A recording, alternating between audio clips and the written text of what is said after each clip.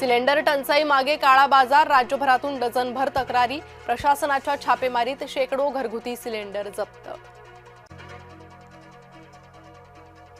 शाळा, अंगणवाडी आणि सरकारी कॅन्टीनला पूर्णपणे सिलेंडर मिळणार, सरकारकडून गॅस वितरणाबाबत नियमावली जाहीर।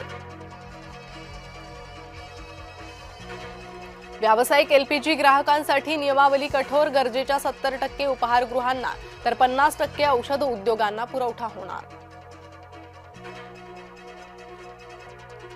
परळीमध्ये अल्पवयीन मुलीवर हातपाय बांधून अत्याचार, 2 नराधमांविरोधात परळी पोलीस ठाण्यात गुन्ह्याची नोंद।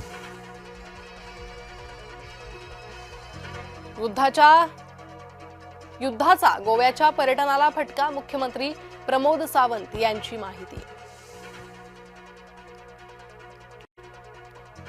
करवीर तालुक्यात जोरदार पाऊस, सोसाट्याच्या वाऱ्यासह पावसाच्या धारा, साताऱ्यातील जावळी तालुक्यातही गारांचा पाऊस।